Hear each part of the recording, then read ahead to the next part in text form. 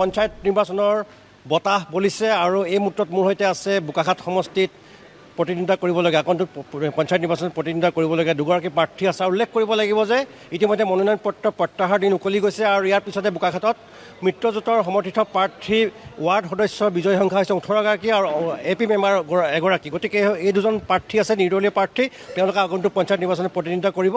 গতিকে তেওঁলোকৰ আমি প্ৰতিভা দেখুৱাম, নিউজ লাইভৰ দৰ্শকক এবাৰ প্ৰতিভা দেখুৱাম। এইসকল প্ৰাৰ্থী যথেষ্ট প্ৰতিভা আছে। আপুনি কোন ৱাৰ্ডৰ পৰা খেলিব, কোন পঞ্চায়ত? মই 10 নং কুৰুৱাবাহী গাঁও পঞ্চায়তৰ অন্তৰ্গত 2 নং ৱাৰ্ডৰ পৰা ৱাৰ্ড সদস্য হিচাপে এইবাৰ নিৰ্বাচনত অৱতীৰ্ণ হ'ম।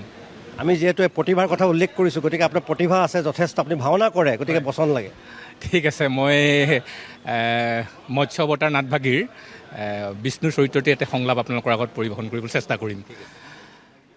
আমি ওমকাৰ সৃষ্টি স্থিতি প্ৰলয়ৰে আমি এই গৰাকী ব্ৰহ্ম সত্য জগতে মিথ্যা এই অনন্ত কৌটি ব্ৰহ্মাণ্ডৰে আমি এই স্ৰষ্টা।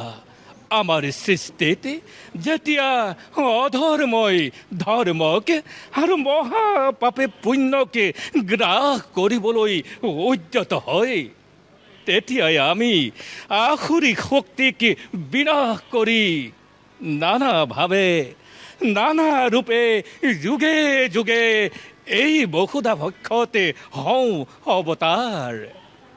আপুনি নামটো কি আপোনাৰ? মোৰ নাম শ্ৰী জিতুমণি বৰা। শুভেচ্ছা থাকিল। বিষ্ণুৰ বচন এফাকি নিউজ লাইভৰ আৰু এগৰাকী আছে ইছলাম ধৰ্মাৱলম্বী লোক, তেওঁ ইতিমধ্যে অৱতীৰ্ণ হৈছে। গতিকে আপুনি কোন পঞ্চায়তৰ পৰা? মই 6 নং দক্ষিণ কাজিৰঙা আৰু 6 নং ৱাৰ্ডৰ পৰা খেলিম। আপুনি ইতিমধ্যে সাজু হৈছে পঞ্চায়ত নিৰ্বাচনৰ, যথেষ্ট প্ৰচাৰ চলিছে। আপোনাৰ প্ৰতিভা আছে বুলি শুনিছোঁ, আপুনি জিকিৰ খুব সুন্দৰ গায়। জিকিৰ তেনেকৈ নাগাওঁ। চাহেব যায় আগতে হয় চাহেব হয়, ভকত যায় পিছতে হয় চাহেব হয়, হাই হাই ঐ। ঠিক আছে, আপোনাক ৰাইজে কিয় ভোট দিব এইবাৰ? মই মোৰ ৱাৰ্ডটোত যথেষ্টখিনি ৰাইজক সহায় সাৰথি কৰিছোঁ।